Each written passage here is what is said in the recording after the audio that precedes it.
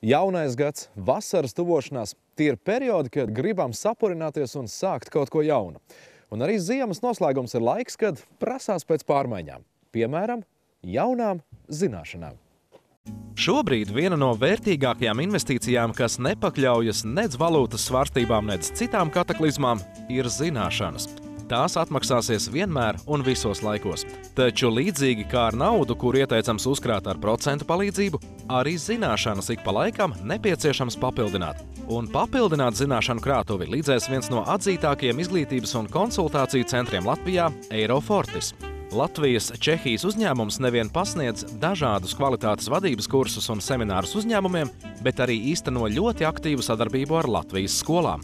Gūstot pieredzi dažādos Eiropas Savienības mūžizglītības projektos, kā arī apkopojot dažādus metodiskos materiālus no pasaules valstīm, Eirofortis pasniedzēji izstrādājuši vairākas apmācību programmas, kas palīdz bērniem attīstīt praktiskas lasīt prasmes un citas iemaņas. Tā problēma ir tāda, ka vecāki nesadarbojas ar skolu, un pasniedzēji skolā ir ļoti zinoši.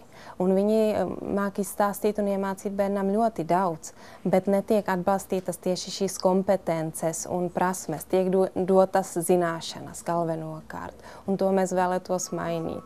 Bērnam svarīgi ne tikai iemācīt lasīt un pazīt burtus, bet arī analizēt tekstu un saprast tajā būtiskākās lietas. Tās ir tās prasmes, kas vēlāk dzīvē lieta noderēs arī darba vidē. For example, in Finnish kindergartens, where children are still not able to read. Piemēram, Somijas bērndārzos, kur bērni vēl nemāk lasīt, viņi grāmatas iepazīst vienkāršā ceļā. Ko mēs darām Latvijā vai Čehijā? Grāmatas ir saliktas plauktos vai bibliotēkā. Savukārt Somijas bērndārzos grāmatas ir saliktas uz grīdas un citviet, tā, lai bērns nebaidītos pienākt klāt grāmatai, tai pieskārties, atvērt to un palūkoties uz bildēm. Tas ir ļoti viegls veids, kā tamlīdzīgas lietas praktizēt mājās. Tas ir viens no piemēriem, kā mazs bērns var sākt mīlēt grāmatas, pat, ja viņam vēl nav zināšanas, kā tās lasīt. Eirofortis sadarbība ar Bārbeles pamatskolu sākusies jau 2007. gadā. Tā devusi skolai motivāciju uzsākt savus projektus kā tautskola ar 15 dažādām izglītības programmām. Starp tām iekļaujas arī Eirofortis pieaugušo izglītības programma Skolvadība. Jaunums, ko piedāvā Eirofortis komanda, ir finanšu kompetenču attīstīšanas kursi, kas sniedz izpratni par naudu un ģimenes budžeta veidošanu. Bārbeles pamatskolas skolēni, viņu vecāki un pasniedzēji bija pirmie šo kursu apmeklētāji. Šajā seminārā tas galvenais, ko mēs vēlamies panākt, ir, lai cilvēki mācētu labāk rīkoties ar savu naudu. Šeit ir jāpiedalās visai ģimenei, nevis tikai vecākiem vai tikai bērniem. Tur ir jāpiedalās kopā. Un tas ir domāts arī, lai vecāki pareizi zinātu, kā iemācīt bērnam, kā pareizi rīkoties ar šo naudu.